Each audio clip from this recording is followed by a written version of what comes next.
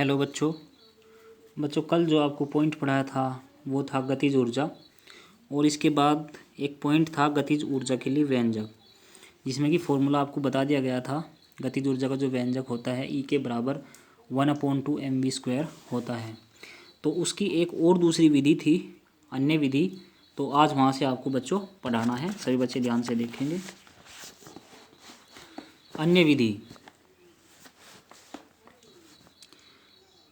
Alternate method. देखिए, अगर हमारे पास मान लिया हमने स्मॉल m द्रव्यमान की कोई वस्तु v वेग से गति कर रही है, और ये भी मान लिया कि जब इस वस्तु पर इसकी गति के विपरीत दिशा में F बल लगाया जाता है तो वस्तु s दूरी तय करके विराम में आ जाती है।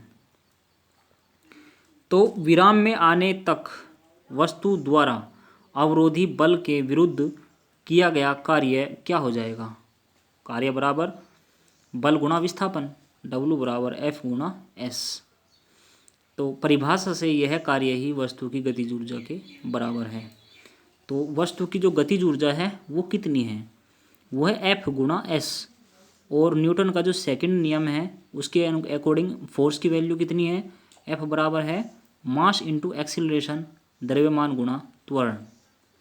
तो इससे हम लेंगे वस्तु का त्वरण जो होगा A बराबर हो जाएगा -F/m, या यहाँ से माइनस जो लगाया गया है आप इसको त्वरण, हाँ, अपोजिट साइड्स के रूप में देख लीजिए। तो समीकरण यूज करेंगे ये वाली, यहाँ माइनस आएगा बच्चों, ये माइनस इसमें लगा हुआ है। समीकरण v² बराबर u² प्लस 2as से, तो 0 बराबर v² माइनस 2 इंटू ये वैल्यू रख देंगे a की, F/m इंटू एस। तो v² बराबर हो जाएगा 2 इंटू F/m इंटू एस। तो F इंटू एस बराबर 1/2 mv²। ठीक है, तो यहाँ से जो फॉर्मूला बनेगा वस्तु की गतिज ऊर्जा कैपिटल K बराबर 1/2 mv²।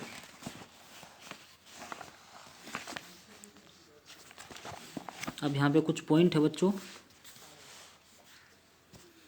ये मेन फॉर्मूला है इसका।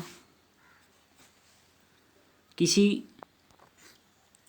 गतिशील वस्तु की गतिज ऊर्जा उसके द्रव्यमान तथा उसकी चाल के वर्ग के गुणनफल के आधे के बराबर होती है।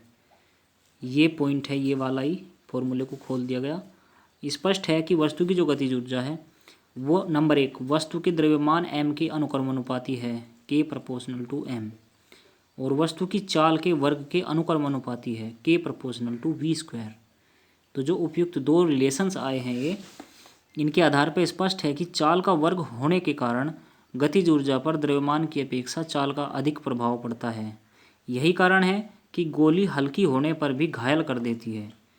यदि वस्तु का द्रव्यमान दोगुना कर दिया जाए तो उसकी गतिज ऊर्जा दोगुनी हो जाएगी, परंतु यदि चाल दोगुनी कर दी जाए तो गतिज ऊर्जा 4 गुनी हो जाएगी। ठीक है बच्चों, एग्जाम में पूछ लिया जाता है कभी कभी कि वस्तु की चाल इतने गुना कर देने पर कितने गुना हो जाएगी, तो उसका आंसर आपको यहाँ से मिल जाएगा। ये आपको पढ़ना है। अब एक क्वेश्चन देखिए, एक एग्जाम्पल है।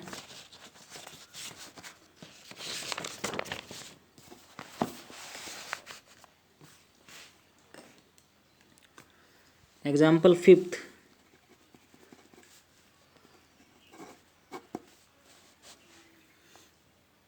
पंद्रह किलोग्राम द्रव्यमान की एक वस्तु 4 मीटर पर सेकंड के एक समान वेग से गतिशील है। वस्तु की गतिज ऊर्जा कितनी होगी?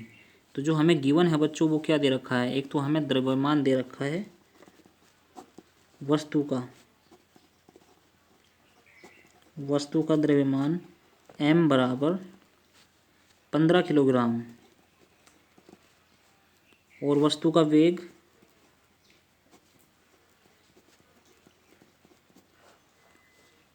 v बराबर 4 मीटर पर सेकंड। और वस्तु की गतिज ऊर्जा का फॉर्मूला क्या होता है बच्चों? वस्तु की गतिज ऊर्जा का फॉर्मूला होता है K बराबर 1/2 mv²। v²। तो यहाँ से क्या k बराबर कितना हो जाएगा बच्चों, 1/2 गुणा 15 गुणा 4 का स्क्वायर। तो 1/2 गुणा 15 गुणा 4 का स्क्वायर 16 होता है, और 2 अट्ठे 16, 15 अट्ठे 120 जूल इसका आंसर आ जाएगा।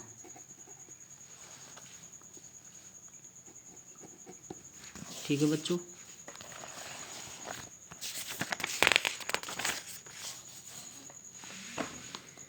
और भी इसमें कई एग्जाम्पल्स है बच्चों, ये आप करके देख लेना, अगर समझ में नहीं आएंगे तो मैं आपको समझा दूंगा। और देखिए ये नॉलेज टेस्ट योर नॉलेज में यहाँ पे NCERT पाठ्यक्रम के कुछ पाठ्य निहित प्रश्न हैं, ये भी आपको करके देखने हैं, तीनों क्वेश्चंस। ये सब मैंने आपको बता दिया है, पढ़ा दिया है, आपको उसके बिहाफ पर ये करके देखने हैं। अगर समझ में नहीं आएगा तो सभी बच्चे मेरे से समझेंगे उसको। अब समझिए नेक्स्ट पॉइंट है स्थितिज ऊर्जा, पोटेंशियल एनर्जी। स्थितिज ऊर्जा किसे कहते हैं, किसी भी वस्तु की स्थितिज ऊर्जा से क्या आशय है, ये चीज़ समझिए। देखो किसी भी वस्तु में उसकी स्थिति अथवा विन्यास में परिवर्तन के कारण जो कार्य करने की क्षमता होती है, उसके अंदर कैपेबिलिटी होती है, वस्तु की स्थितिज ऊर्जा कहलाती है। इसे कैपिटल यू अथवा EP से प्रदर्शित करते हैं। EP का मतलब है एनर्जी पोटेंशियल, यानी कि स्थितिज ऊर्जा।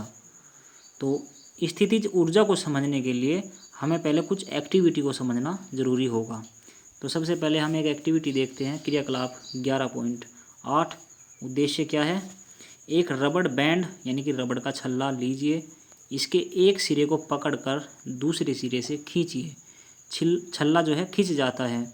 छल्ले के एक सिरे को छोड़िए, क्या अपेक्षित होता है, छल्ला अपनी प्रारंभिक लंबाई प्राप्त करने का प्रयत्न करेगा। स्पष्ट है कि छल्ले ने अपनी खिंची हुई स्थिति में कुछ ऊर्जा उपार्जित कर ली है, और खींचने पर यह ऊर्जा किस प्रकार उपार्जित कर लेता है, वो चीज़ हमें समझनी है। देखिए परिणाम व्याख्या, इसका जो रिजल्ट है, जो एक्सप्लेनेशन है किस तरीके से होगा। रबड़ बैंड को खींचने में किया गया कार्य उसमें स्थितिज ऊर्जा के रूप में संचित हो जाता है, स्टोर हो जाता है। अतः रबड़ बैंड में खींची हुई अवस्था में कार्य करने की क्षमता है, जिसकी वजह से वो बाद में एनर्जी प्रयोग में आ जाती है। एक दूसरी एक्टिविटी समझिए, क्रियाकलाप 11.9। एक स्लिंकी लीजिए, ठीक है, चित्र में दर्शाए अनुसार अपने मित्र से इसके एक सिरे को पकड़ने के लिए कहिए। आप दूसरे सिरे को पकड़िए तथा अपने मित्र से दूर चले जाइए। अब आप स्लिंकी को छोड़ दीजिए।